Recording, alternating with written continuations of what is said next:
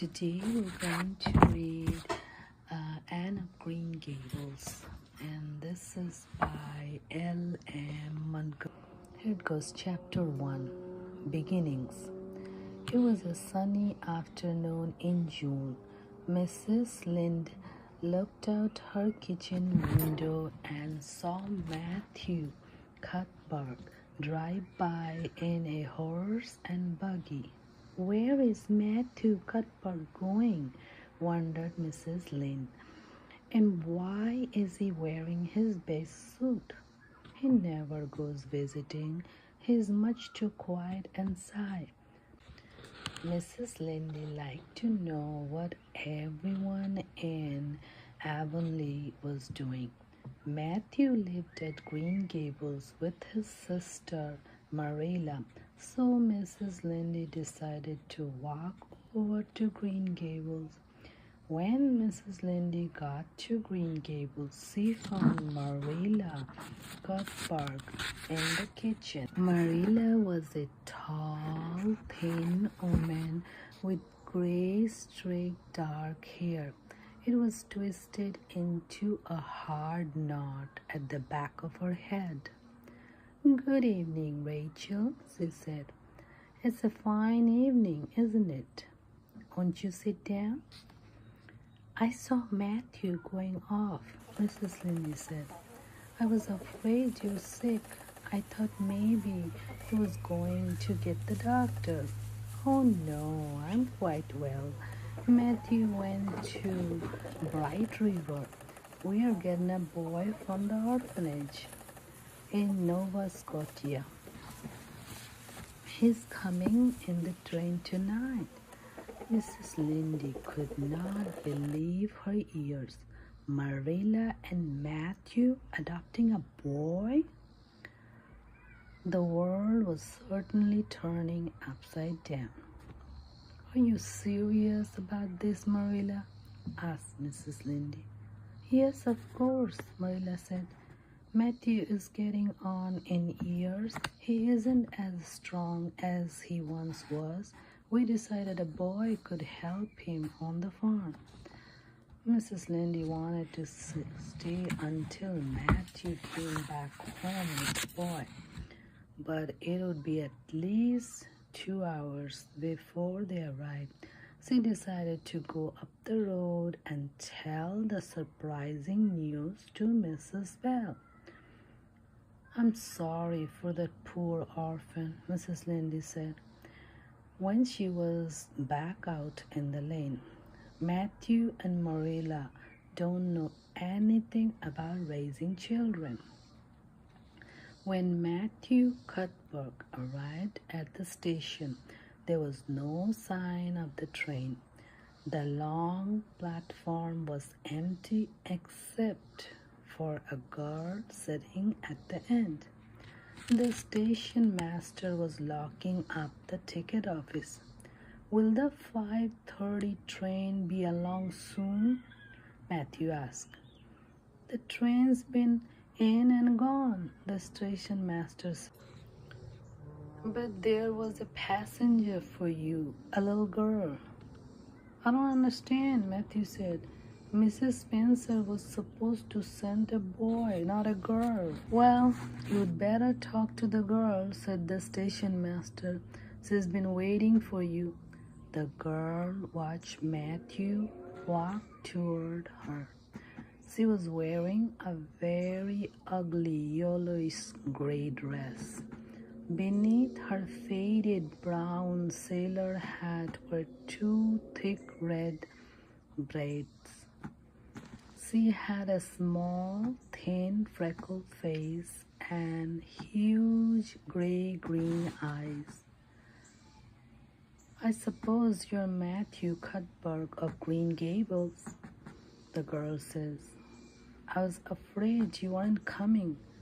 I made up my mind that if you didn't come, I would climb in that tree over there to sleep. Don't you think it would be lovely to sleep in a tree all white with moonlight?" Matthew looked into the girl's glowing eyes. He knew he couldn't tell her there had been a mistake. He had to take her home to Green Gables. "I'm sorry, I was late," he said. "Come along, give me your bag." "I can carry it," the girl said.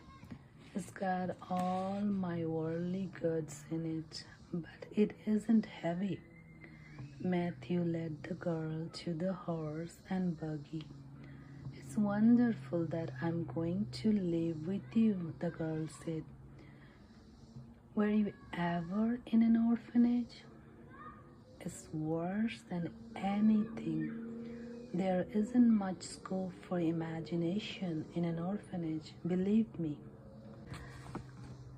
The girl talked all the way back to Avonlea. Matthew didn't mind. He found that he liked this lovely little girl. They drove up a hill and rounded a corner. The girl pointed to one of the farms along a slope beyond the valley below. "That's Green Gables, isn't it?" she asked. "Well, you have guessed it," Matthew said. The girl sighed happily. "I was afraid it was only a dream, but it's real. We are nearly home." Chapter 2. The Mistake. When they reached Green Gables, Marilla came forward as Matthew opened the door. When she saw the girl, she stopped in surprise. "Matthew Cuthbert, who is that?" she asked. "Where's the boy?" "There isn't any boy," Matthew said. "There was only her." She nodded at the girl. "But we sent word to Mrs. Spencer to send a boy," Marilla said. "Well, she sent a girl. I had to bring her home. I couldn't leave her at the station." "You don't want me?" the girl cried out. "I might have known. It was too beautiful to last. I should have known nobody would want me." She sat down at the kitchen table and began to cry. "Well, there's no need to cry about it," Marilla said. "Yes, there is need," the girl sobbed. She raised her tear-stained face and looked at Marilla. "This is the most tragical thing that's ever happened to me." A smile stole across Marilla's face. "Well, don't cry anymore," she said. "We're not going to send you away tonight. What's your name?" "Would you please call me Cordelia?" the girl asked. "Is that your name?" Marilla asked with a frown. "No, not exactly," the girl admitted. "My real name is Anne Surley. But I like Cordelia better. It's so much more romantic than Anne."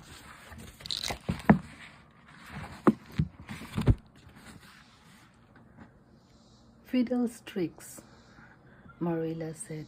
"Anne is a good, sensible name."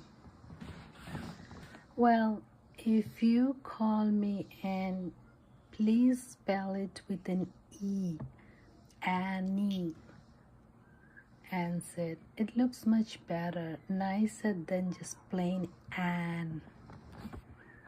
"All right then, Annie spelled with an E." "Can you tell us how this mistake came to be made?" Marilla asked. "Mrs. Spencer distinctly said you wanted a girl about 11 years old," Anne told her. "She kept Lily Jones for herself. Lily is 5 and she's very pretty. If I were pretty, would you keep me?" "No," Marilla said. "We want a boy to help on the farm. A girl is no help." They sat down to supper, but Annie just nibbled at her food. "I guess She's tired, Matthew said. Best put her to bed, Marilla. Marilla took Annie to a bedroom in the east gable of the house. The walls of the room were bare and white. The floor was bare too, except for a round mat in the middle. There was a high bed in one corner of the room. With a sob, Annie undressed. She put on a faded nightgown and jumped into bed.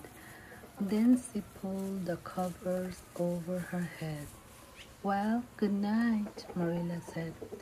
Anne White's face and big eyes appeared over the covers. How can you call it a good night? She said. You know, it must be the very worst night I have ever had. Then she pulled the covers over her head again. Marilla went back down to the kitchen. The girl will have to be sent back to the orphanage, she told Matthew. She's a real nice little thing, Matthew said. It's a pity to send her back. She's so set on staying. Marilla stared at her brother.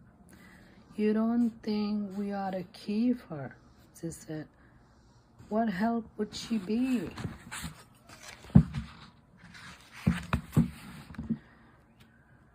We might help her, Matthew said, and should be company for you. I don't need company, Marilla answered. I'm not going to keep her. It's just as you say, of course, Matthew stood.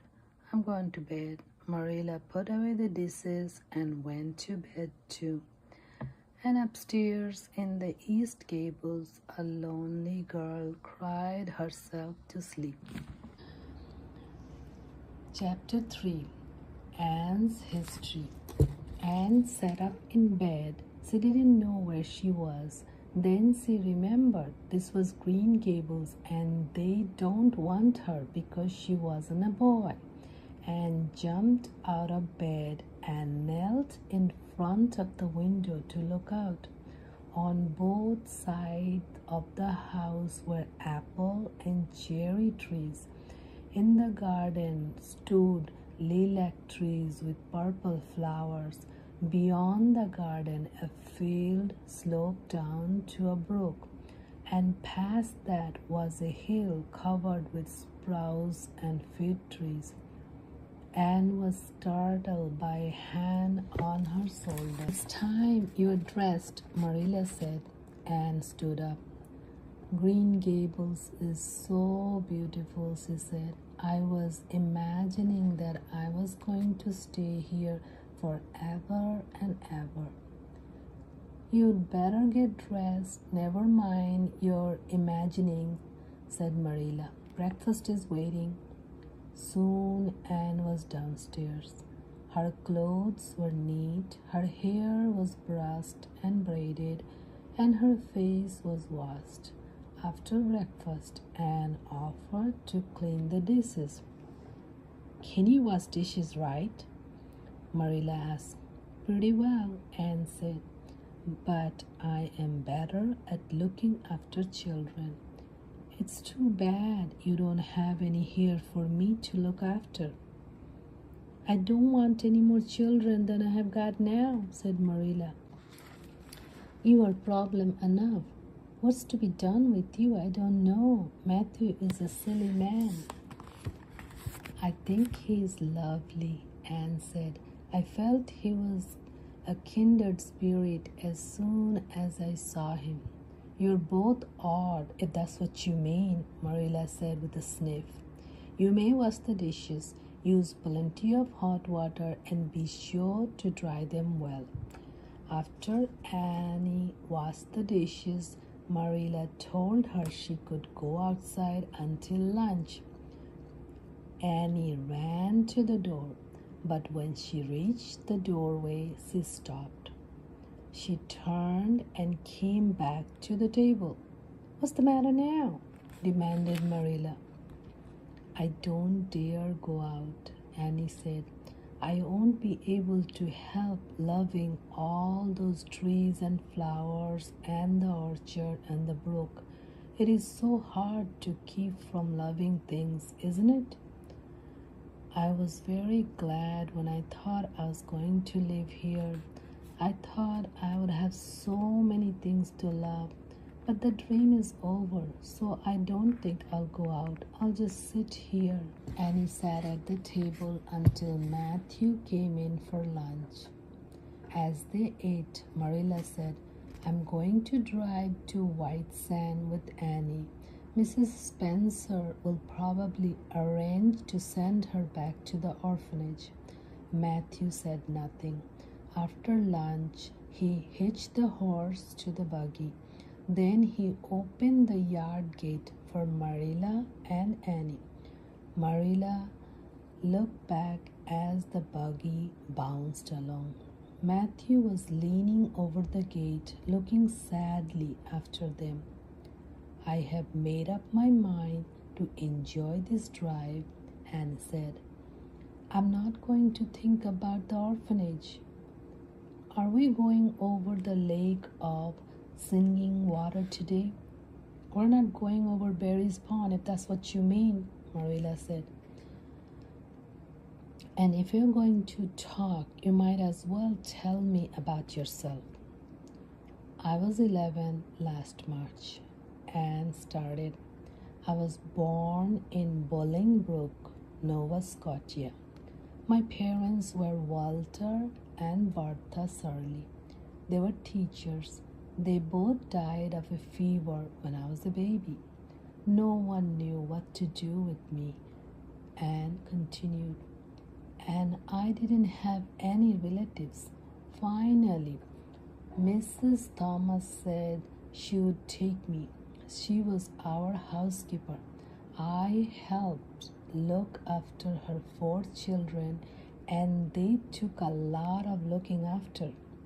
When I was 8 years old, Mr. Thomas died. His mother wanted Mrs. Thomas and the children, but she didn't want me. Then what happened? Marilla asked. Then Mrs. Hammond took me because I was handy with children. Annie said. She had 8 children. 6 of them were twins. Then Mr. Hammond died. Mrs. Hammond and her children left, so I had to go to the orphanage. It was overcrowded, but they had to take me. Were those women good to you? Marilla asked. Annie's face turned red. She looked embarrassed. Oh, they meant to be, she said slowly. But they had a lot to worry about, you know. They were poor, and Mrs. Thomas's husband was drunk a lot of time. Marilla asked no more questions. Pity was tearing on her heart for Anne. What a terrible life she had. No wonder she longed for a real home. What if she let Annie stay at Green Gables?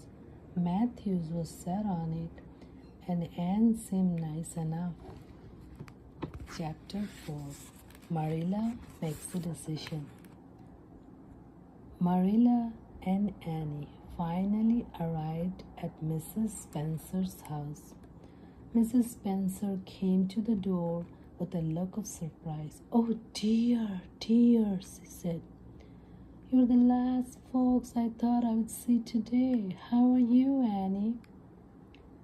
I'm as well as can be expected, thank you, Annie said quietly. There's been a mistake, Marilla said. We told Robert that we wanted a boy. You don't say, said Mrs. Spencer. Robert's daughter Nancy brought the message, and she said you wanted a girl. Well, Marilla said, the mistake's been made. Won't the orphanage take Annie back? I suppose so, Mrs. Spencer said. But Mrs. Blewett was here and wants a girl to help her. She has a large family. Annie will be very girl for her. Marilla had never met Mrs. Blewett, but everyone knew that she was mean and stingy. Servant girls told terrible tales of her children. Marilla wasn't sure she wanted to give Annie to such a family. "There's Mrs. Blewett now," Mrs. Spencer cried. "How lucky! We can settle this right away." Annie stared at Mrs. Blewett. She was really going to be given to this unsmiling woman, her eyes filled with tears. "It seems there's been a mistake, Mrs. Blewett," Mrs. Spencer said. "Mr. and Mrs. Cuthbert wanted to adopt a boy, not a girl. Yesterday you said you needed a girl to help you. I think this one will be just right for you." Mrs. Blewett looked at Annie from head to foot. "If I take you," Mrs. Blewett said, "you will have to be a good girl. Good and smart and respectful. I'll expect you to earn your keep and no mistake about that." Mrs. Blewett turned to Marilla. "Yes, I might as well take her off your hands if you like. I can take her right now." Marilla looked at Annie and knew she could not give her away. "Well, I don't know," Marilla said. "Matthew and I may want to keep Annie after all. I just came over to find out how the mistake has been made. I think I'd better take Annie home again." Annie and Marilla climbed back into the buggy. "Did you really say you might let me stay at Green Gables?" Annie asked. "Or I just imagined that you did." "I think you'd better learn to control that imagination of yours," Marilla said. "I haven't made a final decision yet. I'll do anything you want if you keep me," Annie said meekly. When they arrived back at Green Gables, Marilla told Matthew what had happened at Mrs. Spencer's. "I wouldn't give a dog I like to Mrs. Blewett. I don't like her style myself," Marilla admitted, "and since you seem to want to keep Annie, I'm willing." The next day, Marilla told Annie that she could stay. "What should I call you?" Annie asked. "You'll just call me plain Marilla. I'm not used to being called Mrs. Cuthbert. It will make me nervous." "It sounds disrespectful to just say Marilla," said Annie. "Not if you speak respectfully," Marilla said. "Everybody in Avonlea calls me Marilla." But Annie had another question. "Do you think I'll have a best friend in Avonlea?" she asked. "I have dreamed of having a best friend all my life." "Diana Barry lives nearby. She's about your age," Marilla said. "She's a very nice little girl. You'll have to behave yourself when you meet her. Mrs. Barry won't let Diana play with any girl who isn't nice and good." Annie's face lit up. "What is Diana like?" she asked. "I hope her hair isn't red. It's bad enough to have red hair myself. I would hate it if my best friend had red hair too." "Diana is very pretty," Marilla said. "She has black hair and eyes and rosy cheeks, and she's good and smart. That's better than being pretty." "I'm so glad Diana is pretty," Annie said, "because I know I'm not pretty myself. It will be wonderful to have a beautiful best friend." A little while later, Annie was in her room, sitting on a chair by the window.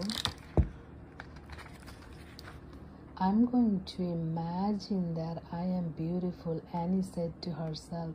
I am tall and I'm wearing a white lace gown. There are pearls in my dark hair. Annie ran to the mirror and looked at herself. Her freckled face and gray eyes peered back at her. You're not beautiful. You're only plain Anne of Green Gables. Anne said, but it's much nicer to be Annie of Green Gables than Anne of Nowhere. Chapter 5. Anne goes to church. Well, how do you like them? Asked Marilla. Anne looked down at the 3 new dresses that Marilla had made. I'll imagine that I like them, Anne said quietly. I don't want you to imagine it, Marilla said. I can see you don't like the dresses. What's the matter with them? They are not pretty, said Anne. Pretty indeed, Marilla said with a sniff. Those are good, sensible dresses without ruffles and frills. The brown gingham and the blue print will do for school. The black and white satin is for church and Sunday school. I will expect you to keep them neat and clean. I should think you would be grateful to get them after those rag things you have been wearing. Oh, I'm grateful, Anne said, but I just wish one of them had puff sleeves. Puff sleeves are so fashionable. Well, I think they look silly, Marilla said. I like dresses to be plain and sensible.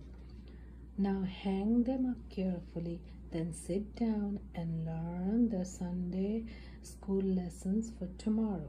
Marilla went back downstairs and looked at the dresses again and sighed. I did hope there would be a white one with puff sleeves, she whispered.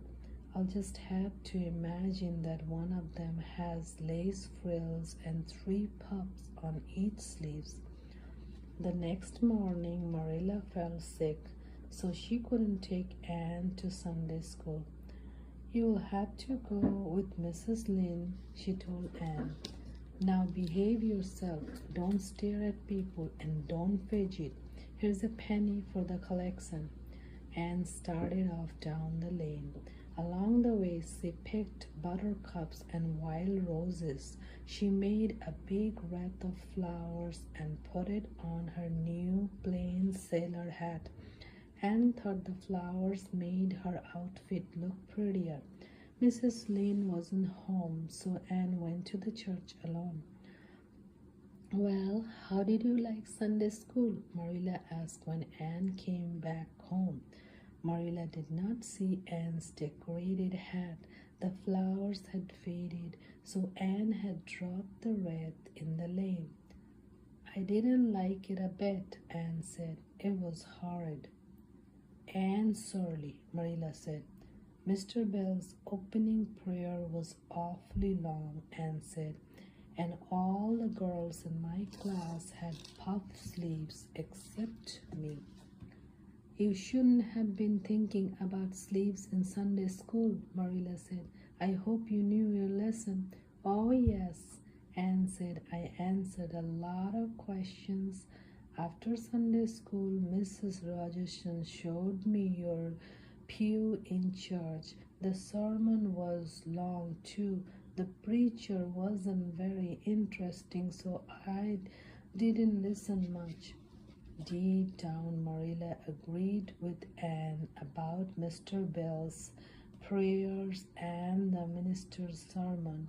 She knew she ought to scold Anne for not listening in church, but somehow she just couldn't bring herself to do it. On Friday, Marilla went to visit Mrs. Lynde. There she heard about the flowers on Anne's head. Anne, Marilla said when she came home, Mrs. Lynde says you went to church with roses and buttercups on your head. That was a silly thing to do. But lots of girls had flowers pinned on their dresses. Anne said.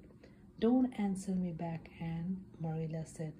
Mrs. Lynde says people talked about it, something dreadful. They must think I have no better sense than to let you go to church looking like that. Anne's eyes filled with tears. Oh, I'm so sorry. I never thought you would mind. Lots of the girls had flowers on their hats. Maybe you'd better send me back to the orphanage. That would be terrible. But it would be better than being a trial to you. Nonsense, Marilla said. I don't want you to send you back to the orphanage. I just want you to behave like other little girls. Don't cry anymore. I have got some good news for you. Diana Barry came home. I'm going to borrow a pattern from her mother. If you like, you can come with me to meet Diana. Anne stood up and clasped her hand. Oh, Marilla, I'm scared, she whispered.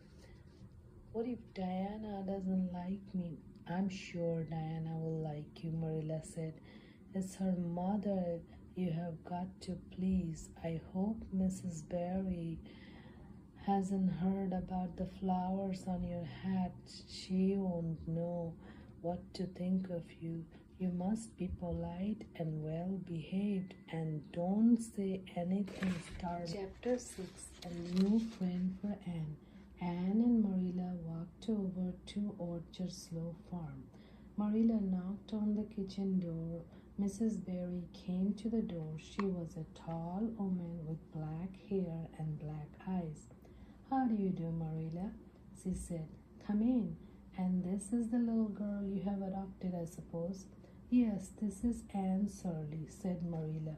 Spelled with an E, said Anne. Mrs. Barry shook Anne's hand. How are you? She asked. I am well in body, Anne said, but I am very rumpled in spirit. Thank you. Ma'am, she turned to Marilla. That wasn't startling, was it? She whispered. Diana was sitting on the sofa reading a book. She dropped the book and smiled at Marilla and Anne. This is my little girl, Diana, said Mrs. Barry. Diana, why don't you take Anne out to the garden? You can show her your flowers. Anne and Diana went outside. They stood over a big clump of tiger lilies and gazed shyly at each other. Oh, Diana, Anne said, do you think you can like me a little, enough to be my best friend? Diana laughed. I guess so. She said, I'm awfully glad you came to live at Green Gables. It will be fun to have someone to play with. My sisters aren't big enough.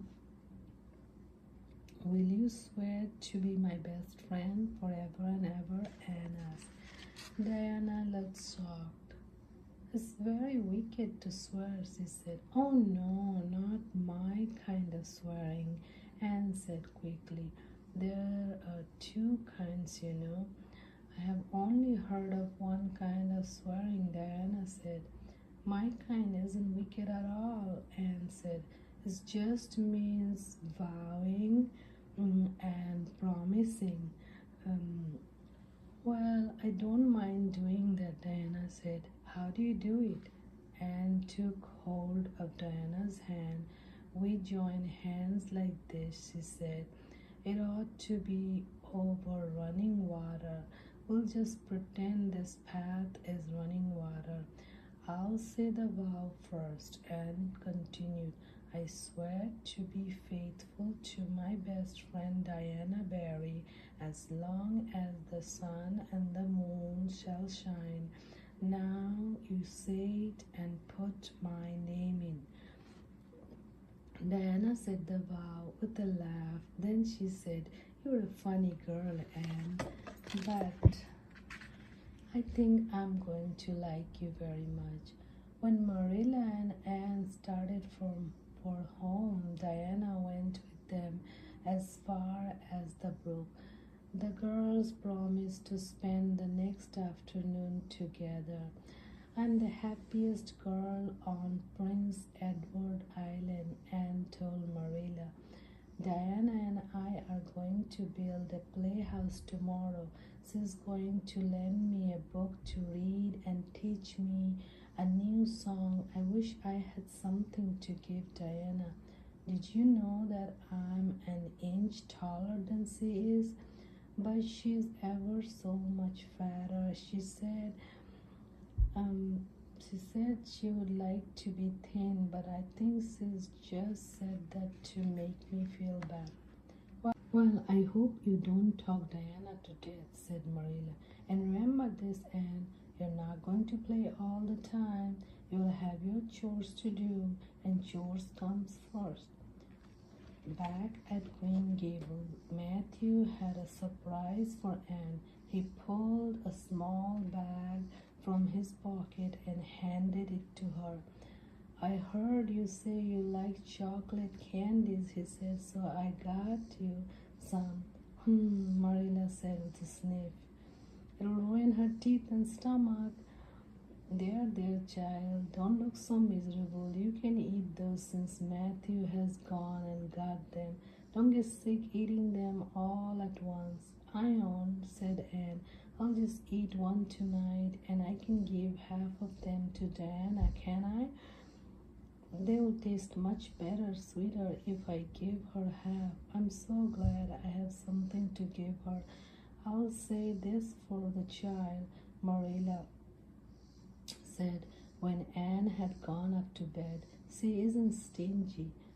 Dear me, it's only 3 weeks since he came. I can't imagine the place without her.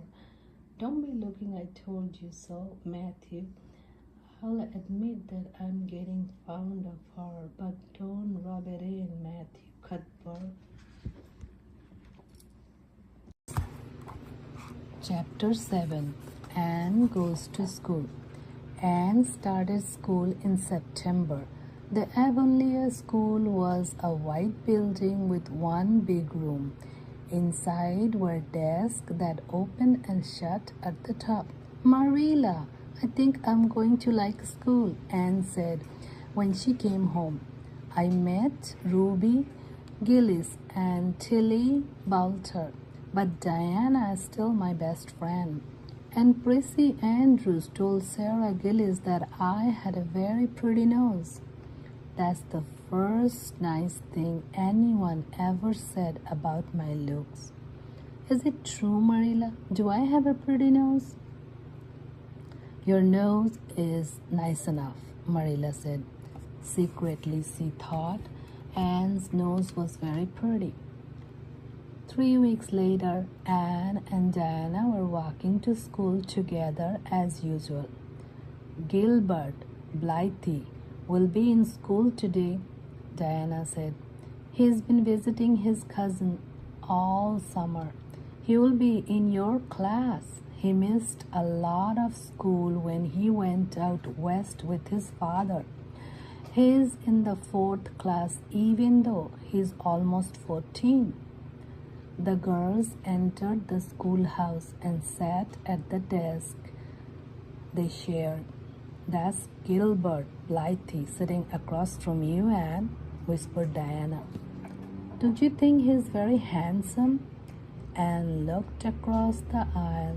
Gilbert Blythe was a tall boy with curly brown hair and a teasing smile. Gilbert looked at Anne and winked. He's handsome, Anne whispered to Diana. I think he's very bold, though. It isn't good manner to wink at a stranger. But it wasn't until the afternoon that things really began to happen. Mr. Philip was in the back of the room helping Prissy with a math problem. No one else was studying. They were eating apples whispering to each other or drawing pictures on their slates. Gilbert was trying to make Anne look at him, but Anne was gazing out the window and daydreaming. Gilbert wasn't used to being ignored by a girl, so he picked up the end of Anne's long red braid. Then he said in a loud whisper, "Carrots, carrots!" Anne turned and glared at him. She jumped to her feet. "How dare you!" she shouted. And then, thwack! Anne hit Gilbert over the head with her slate. Mr. Phillips marched down to the aisle. "Anne Shirley, what does this mean?" he asked. Anne didn't answer. She wouldn't tell everyone she's been called carrots. "It was my fault," Gilbert said. "I teased her." Mr. Phillips paid no attention to Gilbert. "I'm sorry to see a student of mine display such temper," he said. "Anne, go stand at the blackboard." Anne did not cry or hang her head. She was still too angry. After school, Anne marched out with her head held high. Gilbert hurried up to her. "I'm sorry I made fun of your hair, Anne," he said. "Honest, don't be mad." But Anne just swept right past him. "Oh, how could you, Anne?" Diana asked as they walked down the road together. "I'll never forgive Gilbert Blythe," Anne said. "But Gilbert makes fun of all the girls," Diana said. "He laughs at my hair because it is so black. He calls me a crow." "Being called carrot is worse," Anne said. "Gilbert Blythe has hurt my feelings terribly, Diana." But that was just the beginning. Chapter 8. Gilbert Blythe.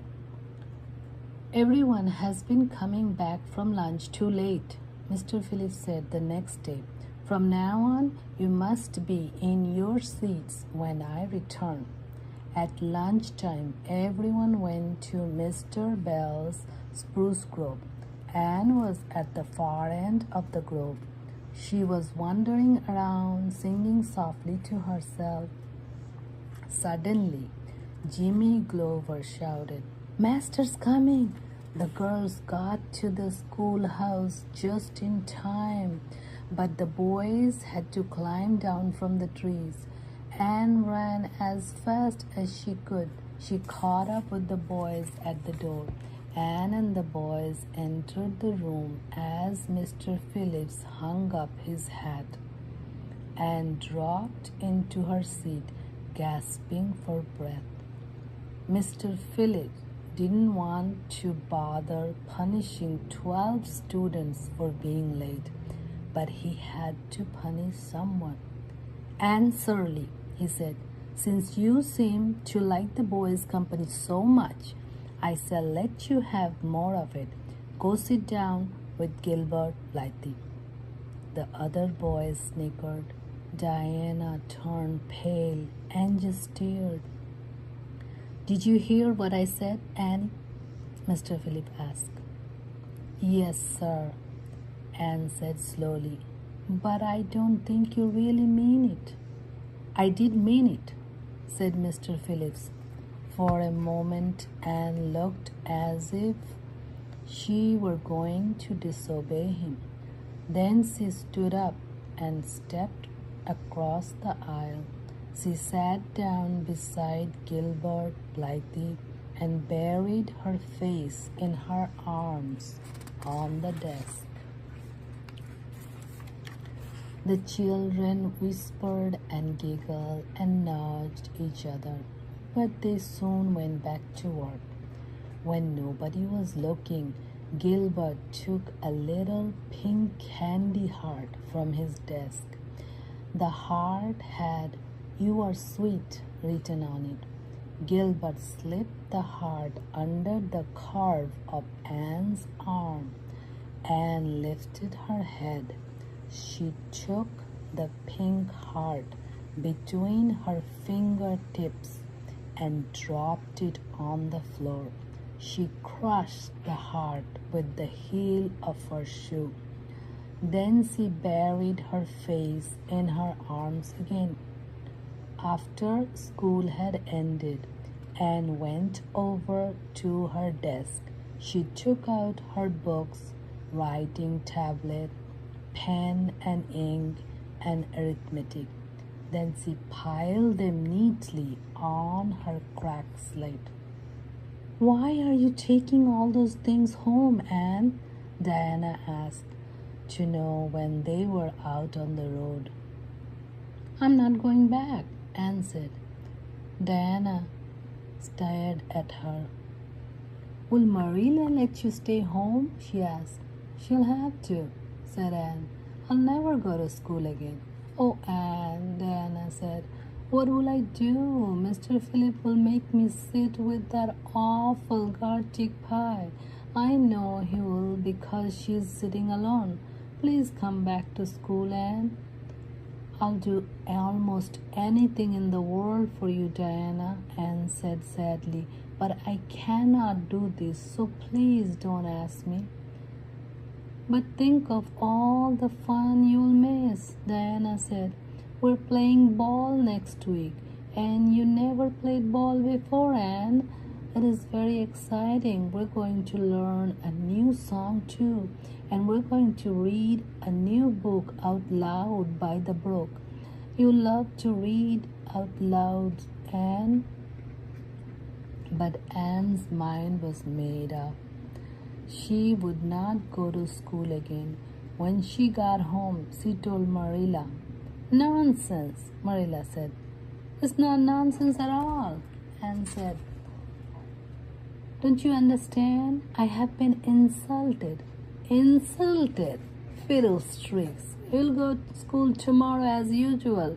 "Oh, no." Anne shook her head. "I'm not going back, Marilla. I will learn my lessons at home.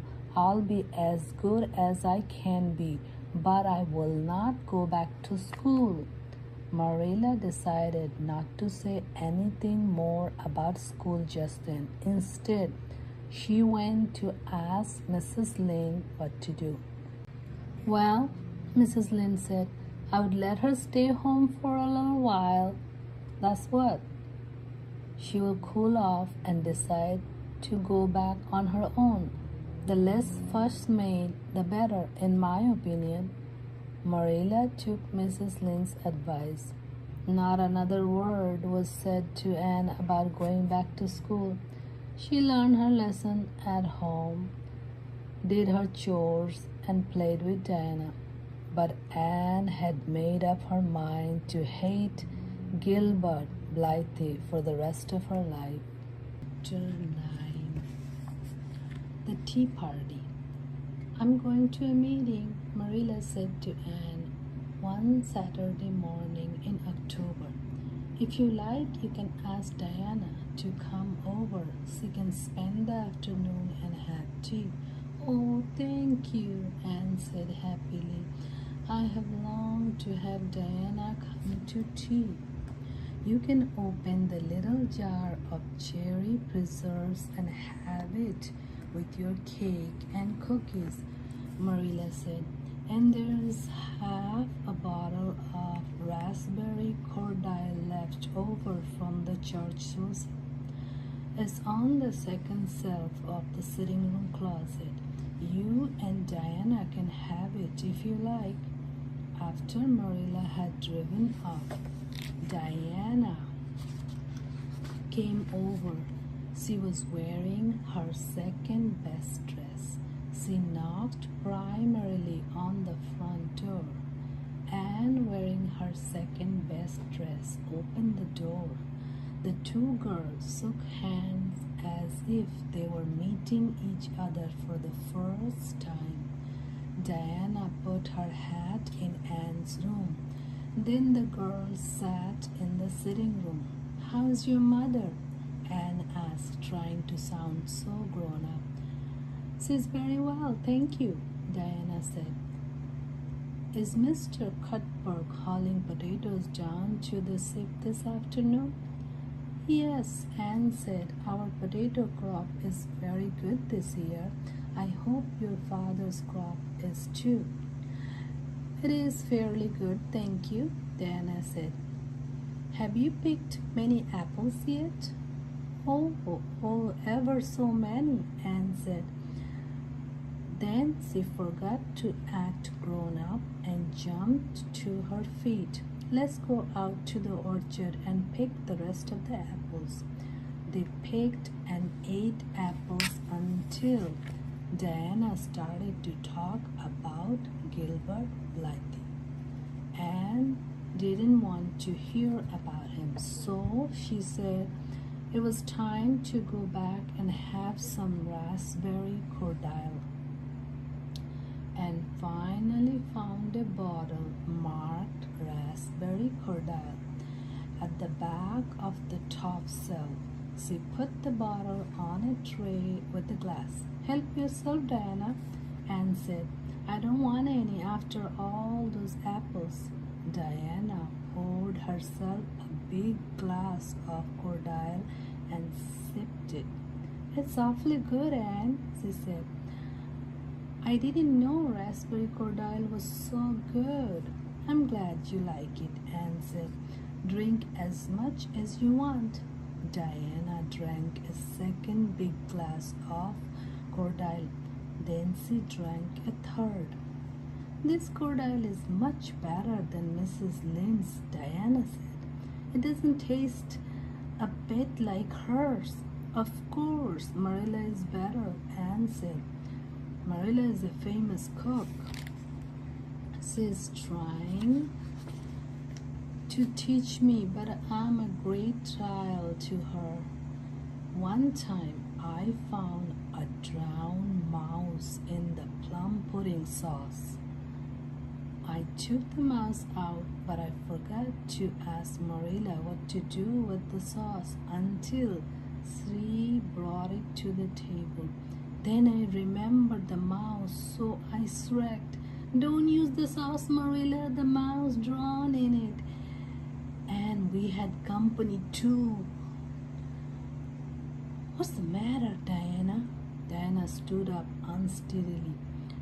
Then she sat down and put her hands to her head. I'm awfully sick, she said. I want to go home. But you can't go home without having tea, cried Anne. I'll get it right now. I'm dizzy, Diana said. I want to go home. Anne got Diana's hat and walked with her as far as the Berry yard fence. Then Anne cried all the way back to Green Gables. Her tea party had been a disaster. Chapter 10. Mrs. Berry Gets Mad. It rained all day Sunday, so Anne couldn't go out to play with Diana. On Monday afternoon, Marilla sent her to Mrs. Lynde's on an errand. Soon Anne came running back up the lane, crying. She dashed into the kitchen and flung herself on the sofa. Whatever is wrong now, Anne? Asked Marilla. Anne sat up. Mrs. Lynde went to visit Mrs. Berry today. She wailed, and Mrs. Berry said, I got Diana drunk on Saturday. She said, I'm a bad little girl. She is not going to let Diana play with me ever again. Marilla stared at Anne in amazement. Got Diana drunk? She exclaimed.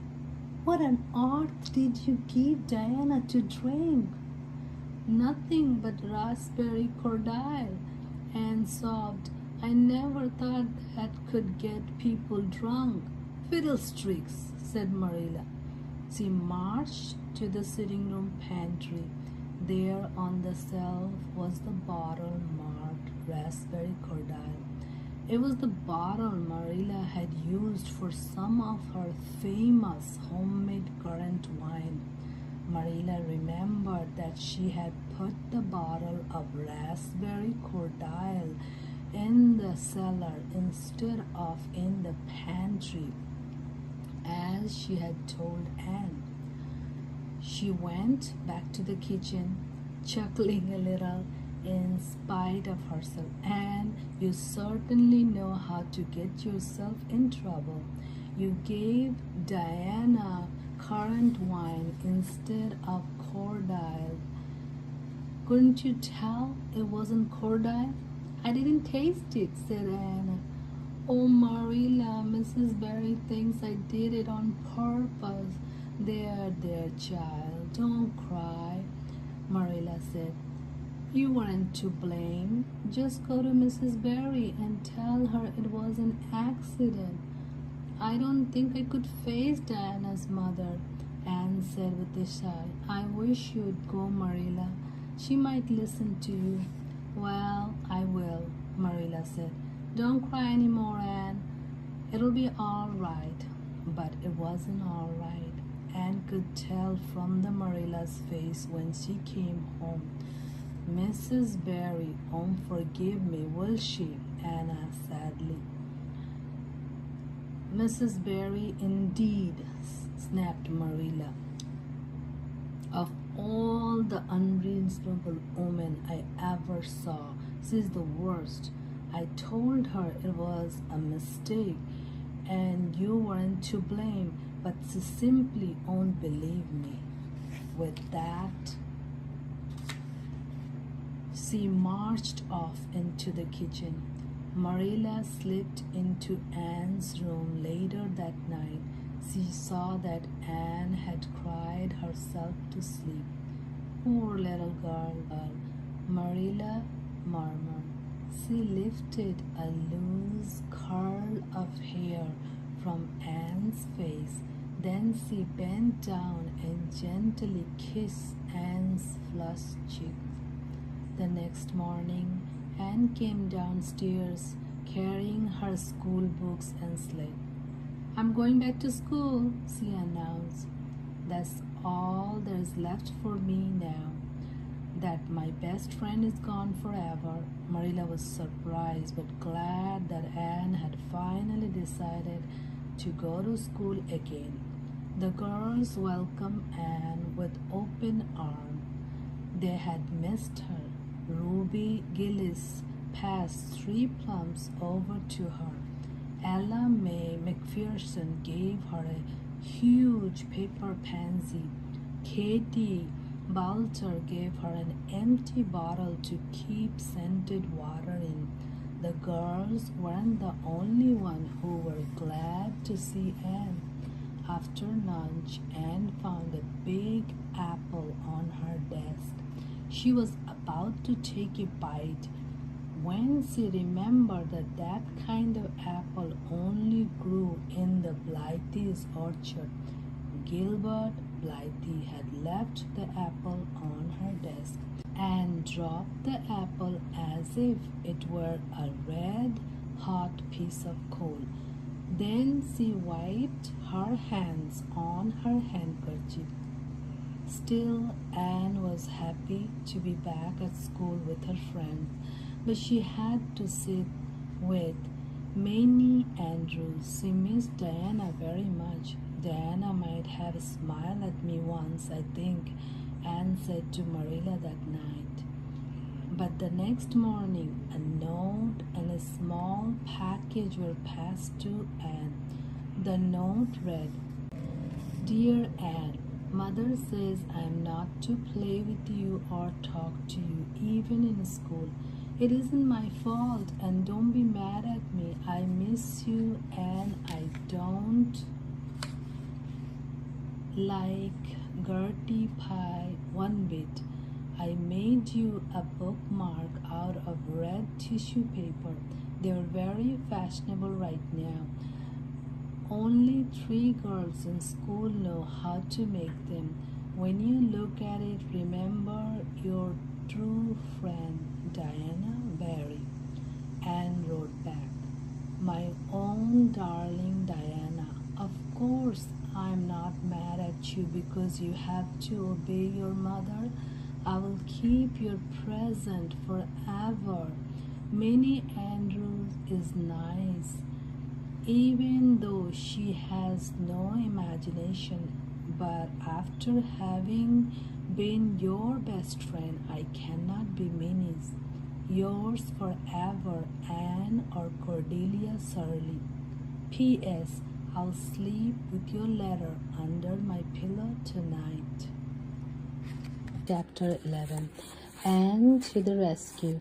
Anne made up her mind to work hard in school. She wanted to be the best student in her class, but so did Gilbert Blythe. A rivalry sprang up between them. They tried to beat each other in every subject. One day Anne would be the best student, the next day it would be Gilbert. At the end of the term, Anne and Gilbert were promoted to the 5th class. They began to study new subjects. The hardest math subject for Anne to learn was geometry. "It's awful stuff, Marilla," Anne said with a groan. "Mr. Phillips says I am terrible at it, and Jill, some of the others are so smart at it. Even Diana. Oh, Marilla, I miss Diana so much." One snowy January evening, Anne was studying at the kitchen table. Matthew was dozing on the sofa. Marilla had gone to Charlestown to see the premiere of Canada and really wanted to read a book, but if she stopped studying, Gilbert would beat her in geometry tomorrow. Suddenly she heard the sound of running footsteps on the icy walk outside. The door was flung open and in rushed Diana Barry. "What's happened, Diana?" cried Anne. "Has your mother forgiven me?" "Oh, Anne, come quick," Diana pleaded. "My little sister is awfully sick. She got croup, and Mother and Father are in Charlestown. Mother hired Mary Jo to look after us while she's gone, but Mary Jo doesn't know anything about croup. Oh, Anne, I'm so scared." Without a word, Matthew got up and reached for his cap and coat. He slipped past Diana and into the yard. "He's gone to the doctor," Anne said as she put on her jacket. "But all the doctors are probably in Charlestown," sobbed Diana. "Don't cry, Diana," Anne said. "I know exactly what to do. Don't forget, I took care of 3 pairs of Hammond twins. They had croup all the time. I'll just get some medicine. You might not have any in your house." The girls went into the frosty night and hurried over to Diana's house. 3-year-old Minnie May was feverish. Her hoarse breathing could be heard all over the house. "First, we need lots of water," Anne said. "There, I have filled up the kettle. Mary Jo, put some wood in the stove. It seems to me you might have thought of that before if you had any imagination. Diana, you try to find some soft clothes." Anne gave Minnie May a dose of medicine. Then she undressed the little girl and put her to bed. Anne and Diana sat with Minnie May all through the night. Anne gave her every drop of medicine in the bottle. It was 3 in the morning before Matthew arrived with the doctor. He had gone all the way to Spencerville to find one. But by now, Minnie May was much better and fast asleep. A very tired Anne went home with Matthew. It was the middle of the afternoon before Anne woke up. She dressed and went downstairs. Marilla had come home and was sitting in the kitchen knitting. "Your lunch is in the oven," she said, "and there's a plum preserve in the pantry. You must be hungry. Matthew told me about last night. Never mind talking until you have eaten." After Anne had finished her plums, Marilla said, "Mrs. Barry was here this afternoon, Anne.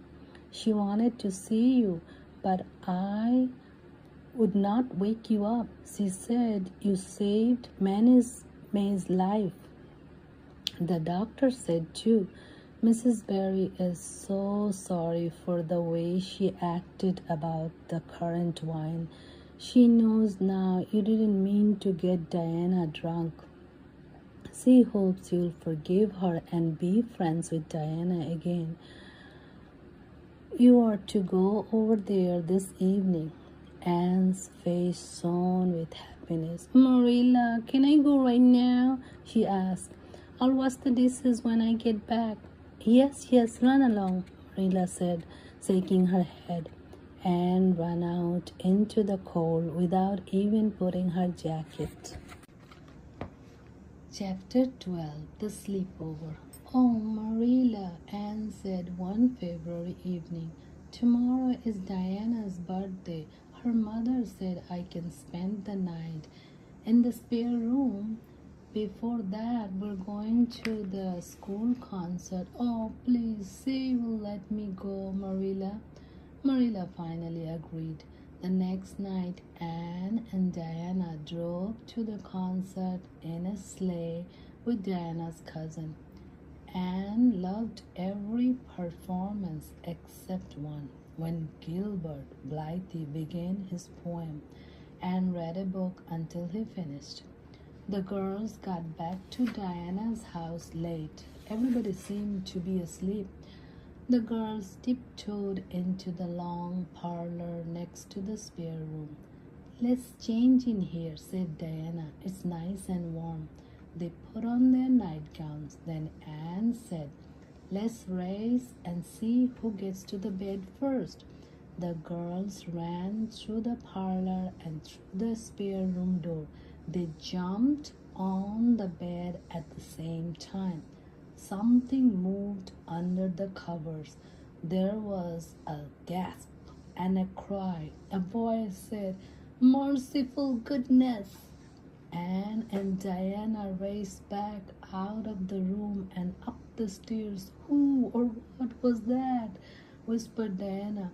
"It was Aunt Josephine," Diana said, laughing. "She's father's aunt from Charlestown. She's 70 and very prim and proper. Well, we have to sleep with Minnie May, and she kicks." Mrs. Josephine Barry did not come to breakfast the next morning. After breakfast, Anne hurried home. In the afternoon, she went to Mrs. Lindy's on an errand. "So you and Diana scared poor old Miss Barry half to death last night," Miss Lind said. "Diana's mother told me that old Miss Barry has a terrible temper. She wouldn't speak to Diana at all." "It wasn't Diana's fault," Anne said. "It was mine. I suggested racing to see who would get into bed first." "I knew it. It had to be your idea," said Mrs. Lind. "Well, it's made a lot of trouble. Miss Barry was going to stay a month, but now she's leaving tomorrow. She had promised to pay for Diana's music lessons, but she's changed her mind. The Barrys are very upset. Miss Barry is rich and they want to stay on her good side." And ran over to Diana's house. Diana met her at the kitchen door. "I heard that Miss Barry is very angry and won't stay," Anne said. "Why don't you tell her it was my fault?" "I could never do that," Diana said. "I'm not a tattletale. Anyhow, I was just as much to blame as you." "Well, I'm going to tell Miss Barry Myself, Anne said. She walked up to the sitting room door and knocked. Come in, a voice said sharply. Anne entered the room. Miss Josephine Barry was sitting by the fire knitting. She glared at Anne through her gold-trimmed glasses. Who are you? Miss Barry demanded. I'm Anne of Green Gables, said Anne. I have come to confess. Confess what? Miss Barry snapped. That it was all my fault about jumping into bed on you, Anne said. It was my idea to jump into bed, so you mustn't blame Diana. Oh, I mustn't, yeah, said Miss Barry. Well, Diana did her share of jumping. It was only in fun, Anne said. I think you ought to forgive us anyway. Please forgive Diana and let her have her music lessons. If you have to be mad at someone, be mad at me. Miss Barry stopped glaring. How would you like it if you were woken up out of a sound sleep by two girls jumping on you? She asked. It must have been terrible, said Anne. But imagine how we felt, Miss Barry. We didn't know anybody was in that bed. You scared us too, and we couldn't sleep in the spare room after being promised. You're probably used to sleeping in spare rooms. But what if you were a little orphan girl who was going to sleep in a spare room for the first time? Miss Barry began to laugh. I'm afraid my imagination is a little rusty, she said. It's been so long since I used it. Now sit down and tell me all about yourself. I'm sorry, I can't, Anne said. I have to go home, but before I go, I wish you would forgive Diana, and I wish you would stay. Miss Barry smiled. Maybe I will if you'll come over and talk to me. That evening, Miss Barry told Diana's parents that she had unpacked her bag. I have made up my mind to stay, she said. I want to get to know that Anne girl better. She makes me laugh. Miss Barry stayed even longer than a month, and when she finally left, she said, Remember, Anne girl, when you come to town, you're to visit me. You can sleep in my very best spare room bed. Chapter 13. Anne takes a dare. That August, Diana had a party for the girls in her class. They decided to play a new game called Daring. Josie Pye went first. Jane Andrews, she said, I dare you to hop once around the garden on one leg without stopping. Jane lost the dare. She could only hop to the second corner of the garden. Then Anne dared Josie Pye to walk along the top of the board fence. Josie did it very quickly and easily. I don't think it is so hard to walk a little board fence, Anne said. I knew a girl who could walk the top of a roof. I don't believe it, snapped Josie. I don't believe anybody could walk on the top of a roof. You couldn't anyhow. I bet I could, Anne cried. Then I dare you to climb up there and walk on the top of Barry's kitchen roof, Josie said. Anne turned pale, but she walked to the ladder, leaning against the kitchen roof. The girls followed Anne. They could not believe she was really going to do it. You will fall off and be killed, Diana said. I have to do it, Anne said. My honor is at stake. If I'm killed, Diana, you may have my pearl bead ring. No one moved as Anne climbed the ladder. She balanced on the top of the roof and began to walk. She took 5 or 6 steps, and then it happened. Anne began to sway. She lost her balance and fell. Then she slid down the roof and hit the ground. Diana and the other girls rushed to the other side of the house where Anne had fallen. Diana knelt down. "Anne, are you killed?" she shrieked. "Anne, speak to me." Anne sat up dizzily. "No, Diana, I'm not killed," she said shakily, "but I think I'm unconscious." "Where?" sobbed Carrie Salone. "Oh, where, Anne?" Before Anne could answer, Mrs. Barry arrived on the scene and tried to get to her feet, but she sank back with a cry. "What's the matter? Where have you hurt yourself?" asked Mrs. Barry. "My ankle," Anne gasped. "Oh, I can't walk home. I don't think I could hop there on one foot." Marilla was out in the orchard when she saw Mrs. Barry coming up the slope toward her carrying Anne. At that moment, Marilla knew how much she loved Anne. She knew that Anne was dearer to her than anything on earth. She hurried down the slope. "Mrs. Barry, what happened to her?" she gasped. Anne lifted her head and said, "Don't be scared, Marilla. I was walking the top of Barry's roof and fell off. I think I sprained my ankle, but let's look on the bright side. I might have broken my neck." Marilla led the way to the kitchen. "Bring her in here, Mrs. Barry, and lay her on the sofa. Mercy me, the child's fainted." Matthew came in from the harvest field and went to the doctor. The doctor said that Anne had broken her ankle. Later, Marilla went up to Anne's room with a tray of food. Anne was lying in the bed, her ankle in cast. "Don't you feel sorry for me, Marilla?" Anne asked in a small voice. "It was your own fault," Marilla said. She pulled down the blind and lit the lamp. "But what would you have done if someone dared you to walk the top of a roof?" asked Anne. "I would have stayed on the ground and let them dare away," said Marilla. "Such nonsense." Anne sighed. "I'm not as strong-willed as you are," she said.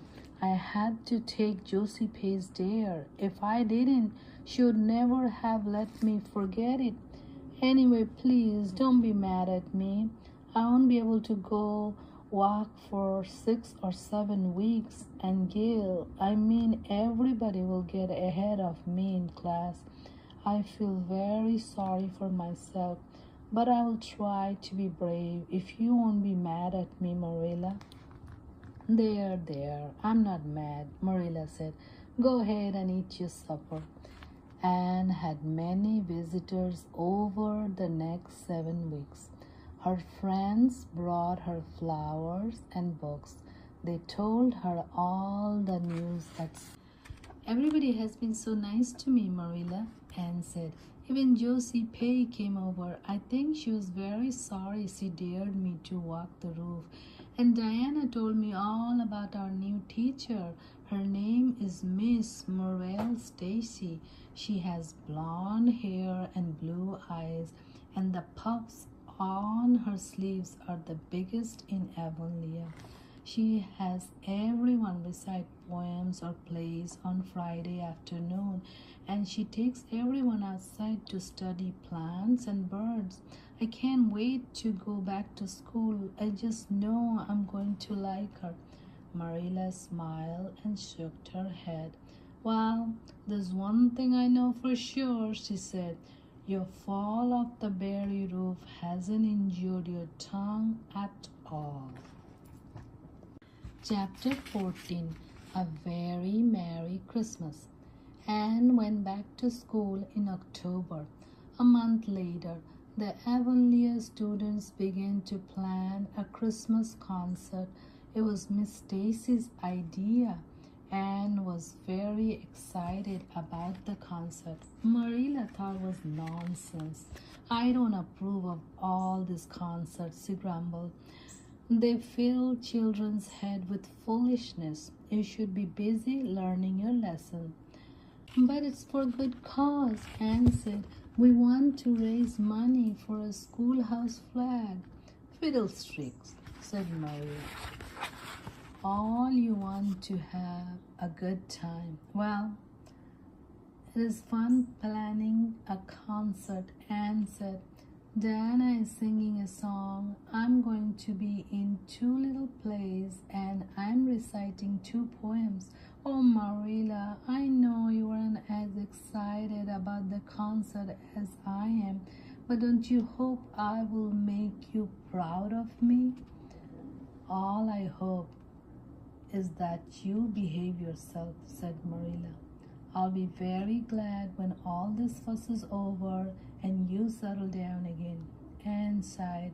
Then she went out to the backyard where Matthew was chopping wood and talked to him about the concert. Well, I reckon it's going to be a pretty good concert, and I expect you'll do your part just fine, he said, smiling. Anne smiled back at him. She was glad that she had come out to talk to Matthew. He always made her feel better. One cold, gray December evening, Matthew came into the kitchen. He sat down in the woodbox corner to take off his boot. Anne and her friends were practicing for the concert, laughing and talking. For the first time, Matthew noticed that Anne was not dressed like the other girls. They were all wearing pretty, brightly colored dresses. He wondered why Marilla made Anne wear such plain, dark dresses. I'm going to give Anne a nice new dress for Christmas, Matthew thought. He decided to ask Mrs. Lynde to help him. Pick out a dress for you to give Anne, said Mrs. Lynde. I'll be happy to. I think a nice rich brown would just suit Anne. I'll sew it up too, if you like. Well, I am much obliged, said Matthew. And I think they make the sleeves different now. If it wouldn't be too much trouble, I would like them made the new way. You mean puffs? Of course. Don't worry about a thing, said Mrs. Lynde. I know just what to do. I'll make the dress in the very latest style.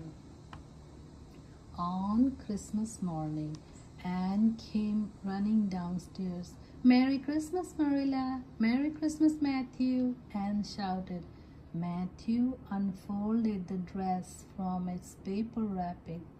Why, Matthew, is that for me? Anne asked. She took the pretty brown dress and held it up. Her eyes were shining. The dress was soft and silky. It had a lace ruffle on the collar and it had puffed sleeves. That's a Christmas present for you, Matthew said. Why, Anne, you're crying. Don't you like it? Anne set the dress over a chair. She smiled at Matthew. Like it? Oh, Matthew, I love it. Thank you. It's perfect. Look at those sleeves. Well, let's have breakfast, said Marilla. I don't think you needed a new dress, but Matthew got it for you, so take good care of it. Mrs. Lynde left you a hair ribbon to match. After breakfast, Anne met Diana at the bridge in the hollow. I have got something for you from Aunt Josephine, said Diana. She handed Anne a box. Anne opened the box. Inside was a card and a pair of little leather slippers. They had beads on toes, satin bows, and shiny buckles. Oh, Diana, said Anne, this is the best Christmas I have ever had. The Christmas concert was held that night. After it was over, Anne and Diana walked home together under the starry sky. Everybody just loved your "Recitation," said Diana. "And when you ran off the stage, one of the roses fell out of your hair. I saw Gilbert blithely pick it up and put it in his pocket." "That's so romantic. Aren't you pleased?" "No," Anne said. "I don't care what that person does, and I never will." I'm going to read the chapter 15, No More Red Hair. One April evening when Marilla got home, Anne wasn't in the kitchen. Marilla went to Anne's room to get a candle. Anne was lying face down on the bed. "Goodness," Marilla exclaimed. "Have you been asleep?" "No," Anne said into the pillow. "Are you sick?" Marilla asked. "No, please go away. Don't look at me," Anne said. "Whatever is the matter with you?" Marilla asked.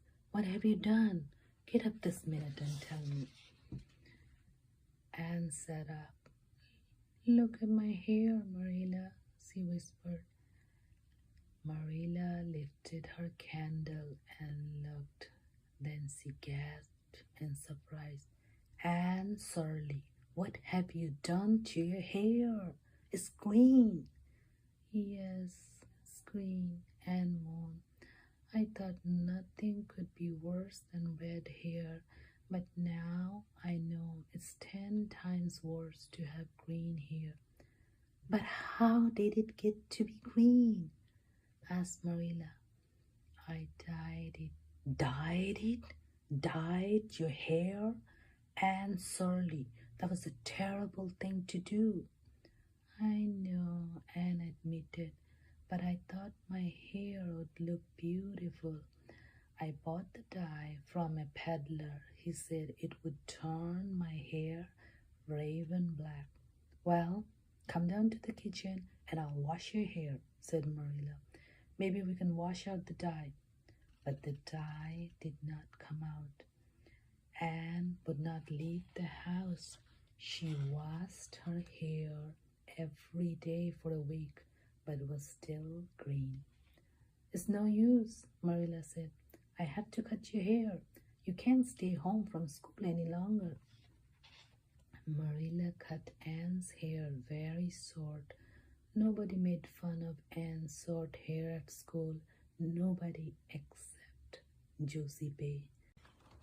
"Josie said I look like a scarecrow," Anne told Marilla. "I wanted to say something mean back to her, but I didn't. I forgave her." "Am I talking too much, Marilla? Does it hurt your head?" "My head feels better now," said Marilla. "I don't mind your talk. I'm used to it," which was Marilla's way of saying that she liked to hear it. Chapter 16, The Boating Accident. One summer, Anne, Diana, Ruby, and Jane were standing by the lake of shining waters. They were going to act out a story about King Arthur and his knights. The girls were deciding who would play Eleni. Eleni was the beautiful maiden who died for the love of the handsome knight Sir Lancelot. It was Anne's idea to act out the story. She thought it'd be very romantic. "Now, after Eleni dies," Anne said, "she floats to Camelot on a barge. Your father's rowboat can be the barge, Diana." "You have to be Eleni, Anne," said Diana. "I'm too scared to float down the pond in a boat." "All right, I will," Anne said, stepping into the rowboat. "Ruby, you be King Arthur. Jane will be Queen Guinevere, and Diana has to be Sir Lancelot. Now, don't forget, you all have to meet me at Camelot, I mean the other side of the pond." Anne lay down on the bottom of the boat and closed her eyes. She folded her hands across her chest. "Now push the boat into the pond. Jane told the other girls. The girls pushed. The boat floated out into the current and drifted down the pond. She pretended that she was Eleni, the maiden who had loved Sir Lancelot. Suddenly, Anne felt water underneath her. She opened her eyes and sat up. She looked down and saw a big crack in the bottom of the boat. Water was pouring through the crack. The boat was sinking. The boat floated toward the log bridge and bumped into one of the piling made out of old tree trunks and quickly climbed up on one of the tree trunks and grabbed onto a little branch above it. The boat drifted under the bridge and sank. Diana, Ruby, and Jane saw the boat sink and thought Anne had sunk with it. They stared at the pond in a horror. Then they started running through the woods, screaming at the top of their lungs. They never stopped to look toward the bridge. Anne heard their screams and saw them running across the main road. "Oh, please bring help," Anne whispered. She wasn't sure how much longer she could hold on to the little branch. Each minute seemed like an hour. "Oh, why doesn't somebody come?" Anne thought. Just when she thought she couldn't hang on another minute, someone came rowing toward her. It was Gilbert Blythe. He rowed up and held out his hand. Anne didn't want to take his hand, but she had to. She clung to his hand and scrambled into the boat. "What happened, Anne?" asked Gilbert. "We're playing, Eleni," said Anne without looking at him, "and I had to drift down to the Camelot and the the rowboat. The boat began to leak, and I climbed up here. Would you be kind enough to row me to the landing?" When they reached the landing, Anne stepped out of the boat on to the shore. "Thank you very much," she said stiffly. She turned away. Gilbert jumped out of the boat and took her arm. "Look, Anne," he said, "can't we be friends? I'm awfully sorry I made fun of your hair that time. Besides, it happened long ago. I think your hair is very pretty now." He looked down at her, and Anne's heart skipped a bit. But then she remembered how much he had hurt her feelings when he called her carrots, and because of him she had been disgraced in front of the whole school. She would never forgive him. "No," she said coldly. "I'll never be friends with you, Gilbert Blythe." "All right." Gilbert jumped back into his boat. "I'll never ask you to be friends again, Anne Shirley." He rowed away. Anne held her head high, but she knew she had been wrong not to forgive Gilbert this time. Halfway up the path, Anne met Diana and Jane. "Anne!" Diana gasped. "We thought you had drowned. How did you escape?" "I climbed up on one of the pilings," Anne said wearily, "and Gilbert Blythe came along and rowed me to the shore." "Oh, that's so romantic," Jane said. "Of course you'll speak to him after this." "Of course I won't," Anne said. Later, Anne told Marilla, "I'm going to give up being romantic. I thought it'd be romantic to dye my hair black and to pretend I was Eleni, but my hair turned green and I almost drowned, so I'd rather be sensible and stay out of trouble. I think you're going to see a more sensible Anne from now on, Marilla." "I certainly hope so," said Marilla. Chapter 17. The Big Exam. Anne, Marilla said one night in November. Miss Stacy was here today. Anne was lying on the hearthrug, gazing into the fire. She looked up at Marilla. "Oh, I'm sorry, I was out." Anne said, "Why was Miss Stacy here?" "She came to ask me if Matthew and I wanted you to join the class that is going to be studying for the entrance exam into Queen's Academy. What do you think? Would you like to go to Queen's and study to be a teacher?" "Oh, yes," Anne said. "I would love to be a teacher, but won't it be too expensive to send me to Queen's?" "Don't worry about that," said Marilla. "Matthew and I decided to put some money aside to send you to Queen's. We made up our mind to give you the best education we could." Anne hugged Marilla. "Thank you. I'll study as hard as I can and make you proud of me." In the Queen's class were Anne, Gilbert, Ruby Jane, and Josie Pay. They stayed after school every day to study for the entrance exam. The rivalry between Anne and Gilbert was stronger than ever, but Gilbert paid no attention to Anne outside of class. He talked and laughed with other girls, and sometimes he walked home with them, but he completely ignored Anne. Anne did not like being ignored, but she knew it was her own fault. She didn't even feel angry at him anymore. She knew she had forgiven him and wanted to be his friend, but it was too late. When the last day of school was over, Anne carried her textbooks up to the attic. She stacked them in an old trunk and then locked the trunk and threw the key into the blanket box.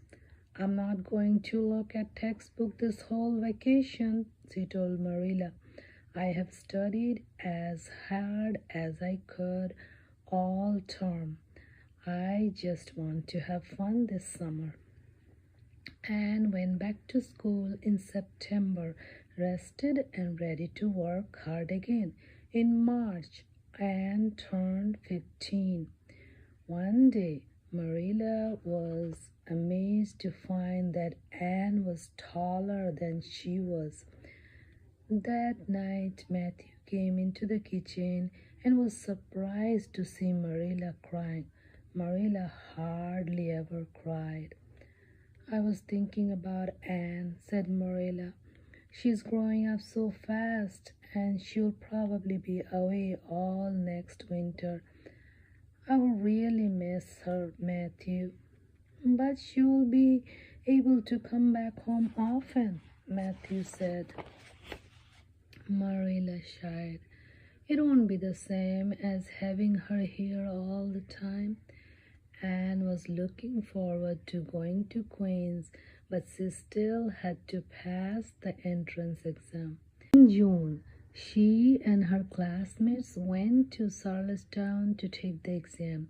Anne stayed with Miss Josephine Barry for the week. Anne arrived home on Friday evening. She was tired, but she knew she had done the best she could on the exam. "I think I did pretty well in everything except geometry," Anne told Diana. "I have a creepy feeling that I failed it." "Oh, you pass all right," Diana said. "Don't worry." But Anne wanted more than just to pass the exam. She wanted to come out ahead of Gilbert Blythe. She also wanted to be the best so that Matthew and Marilla would be proud of her. 3 weeks went by without a word. Then one day, Anne looked out her window and saw Diana running toward the house. She had a newspaper in her hand. Moments later, Diana burst into the room. Anne, you passed, she cried. You passed the very first. You and Gilbert tied, but your name is first. I can't believe it, Anne whispered. I hoped it would happen, but I never dreamed it really would. Chapter 18, The Scholarship. Anne went off to Queen's Academy in the fall. Miss Barry found her a boarding house to live in. Anne was very homesick for Green Gables at first. She was glad that Jane and Ruby and Josephine were at Queen's too. Anne was able to go home or to Miss Barry on weekends, and she made some new friends at school. Soon her homesickness wore off. She studied hard, hoping to win a scholarship to Redmond College. There were 2 scholarships, the Medal and the Avery. I know I won't win the Avery, Anne said to Jane after the final exams were over. Everyone says Emily Clay will get it. I'm not going to look at the bulletin board to see who won. You read it and then come and tell me. If I didn't win the scholarship, break it to me gently. Please, promise. Jane promised. The next moment, they saw a crowd of boys carrying Gilbert Blythe on their shoulders. Hooray for Blythe, medalist! They shouted. Anne's heart sank. She failed, and Gilbert had won. She knew Matthew would be sorry. He had been so sure she would win. And then somebody called out, 3 cheers for Anne Shirley, winner of the Avery. All the girls rushed up to Anne to congratulate her. Anne whispered to Jane, Matthew and Marilla will be so pleased. I have to write to them right away. Matthew and Marilla came to Queen's for Anne's graduation. They watched proudly as Anne read the best essay. Reckon you're glad we kept her, Marilla, whispered Matthew. It's not the first time I have been glad, Marilla snapped.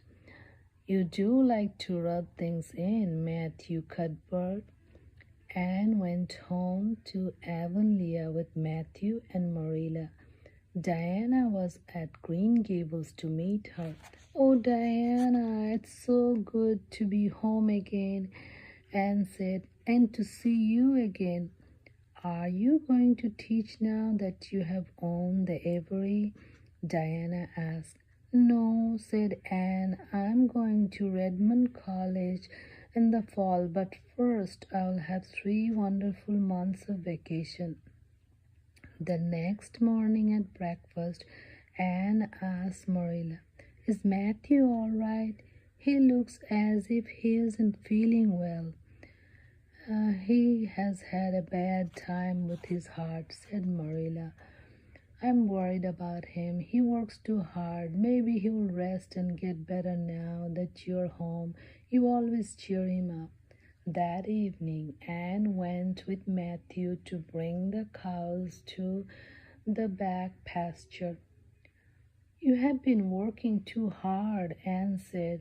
Why don't you take things easier? I guess I just keep forgetting that I'm getting old, Matthew said. Today, I wish I were the boy you and Marilla wanted, Anne said. I could help you so much now. Well, I'd rather have you than a dozen boys, Matthew said. It wasn't a boy who owned the scholarship, was it? It was a girl, my girl. So chapter 19, titled Difficult Times. Matthew, what is the matter? Matthew, are you sick? Marilla asked. Anne came into the kitchen. They both rushed towards Matthew, but before they could reach him, he fell on the floor. Anne ran for Martin. Quick, quick! Martin, the hired man, hurried off for a doctor, but it was too late. Matthew was dead. That night, Marilla heard Anne crying in her room. She went to comfort her. She put her arms around Anne and held her close. There, there, don't cry so. It cannot bring him back. Oh, Marilla, what will we do without him? Sobbed Anne. We have got each other, Marilla said gently. I don't know what I would do without you, Anne. I know I have been kind of strict and harsh with you, but I want you to know that I love you dearly. You have been my joy and comfort ever since you came to Green Gables. 2 days later, Matthew was buried. Then slowly life began to return to normal. But Anne still missed Matthew and thought of him often. One evening, Anne and Marilla sat together on the front doorstep. Dr. Spencer was here today, Marilla said. He wants me to see a special eye doctor in town tomorrow. I hope the doctor will give me the right kind of glasses. You won't mind staying here alone, will you? I'll be all right, Anne said. Diana will come over and keep me company, and don't worry, I won't get into any trouble.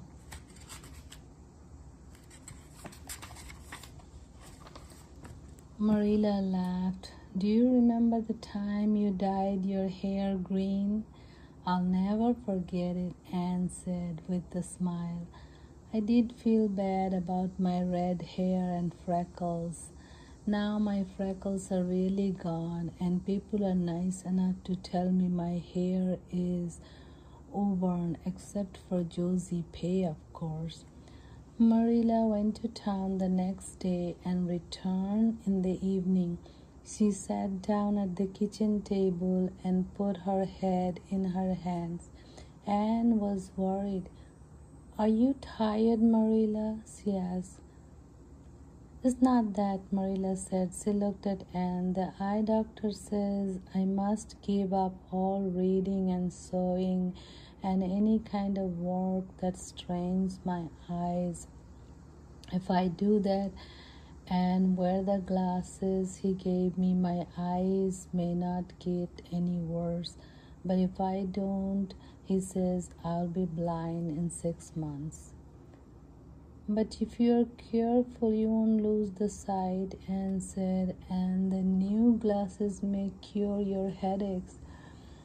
What will I do if I can't read or sew or knit? Marilla asked. If I can't do those things, I might as well be blind. Then Marilla went to bed and sat at her window. She wondered what she could do to help Marilla. After a while, she found the answer. Green Gables Forever, Chapter 20. Chapter 20, Green Gables Forever. A few days later, Anne saw Marilla in the yard talking to a man. Marilla came back into the kitchen with tears in her eyes. He wants to buy Green Gables, said Marilla. Buy Green Gables? Anne exclaimed. Marilla, you're not going to sell Green Gables. I have to, Marilla said. She began to cry. I cannot look after things here by myself, especially if I lose my sight. I never thought I would see the day when I would have to sell my house. You can't sell Green Gables, Anne said firmly. I wish I didn't have to, but I can't stay here alone, sobbed Marilla. You won't have to stay here alone. Marilla, said Anne. I'll be here with you. I'm not going to Redmond. Not going to Redmond? Marilla lifted her face from her hands and stared at Anne. What do you mean? Just what I said. I'm not going to take the scholarship. I made up my mind that night you came back from the eye doctor. I would never leave you alone after all that you have done for me. Anne took Marilla's hands in her hands. Let me tell you my plans. Mr. Barry wants to rent the farm next year, so you don't have to worry about that. And I am going to teach at the Carmody School. I asked for the Avonlea School, but it's been promised to Gilbert Blythe. And I'll read to you and keep you cheered up. But you wanted to go to college, said Marilla. I am going to keep on studying right here at home, Anne said. And who knows, maybe I'll get to go to Redmond someday. But right now, saving Green Gables and helping you is more important. Marilla smiled at Anne.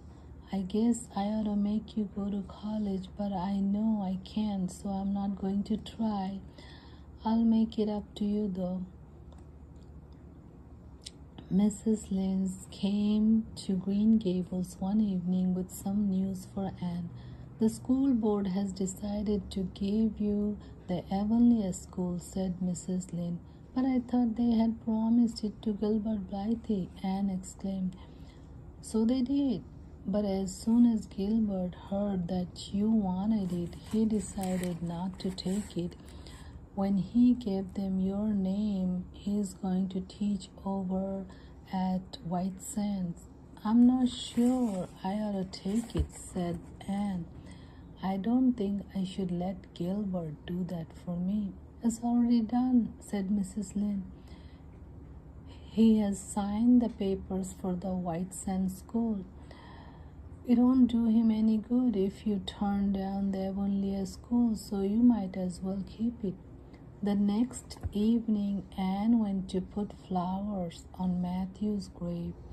On her way home, she saw Gilbert Blythe coming toward her. He lifted his cap when he saw her, but he would have walked right by if Anne had not stopped and held out her hand. Gilbert took her hand eagerly. Gilbert, Anne said, her cheeks red. I want to thank you for giving up the school for me. It was very nice of you, and I want you to know that I appreciate it. I was happy to be able to do it, said Gilbert.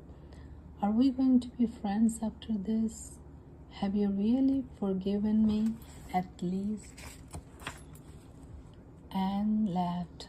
I forgave you that day by the pond landing, but I didn't know it. I have been sorry ever since. We're going to be the best friends, Gilbert said, smiling. We're born to be good friends. Come on, I'm going to walk home with you. When Anne entered the kitchen, Marilla looked at her curiously. Who came up the lane with you? She asked. Gilbert Blythe, said Anne. I met him on Berry's Hill. I didn't know you and Gilbert were such good friends that you would talk to him for half an hour at the gate, Marilla said with a smile. Were we really there for half an hour? Said Anne. It seemed just a few minutes. But you see, we have 5 years of lost friendship to catch up on, Marilla. Anne sat at her window for a long time that night, the wind purring in the cherry and apple trees around the house. The star twinkled above the fir trees in the hollow. She could see Diana's light in the distance. Anne was happy about the future. She would study and teach. She would have good times with her friend. And she and Marilla would always have a home at Green Gables. So this was a small book about Anne of Green Gables. So I'll search for the big book and I might read that sometime, chapter by chapter. So this was a wonderful book by Lucy Maud Montgomery, and I really love the book, especially the village and village scenes, and it just feels so wonderful.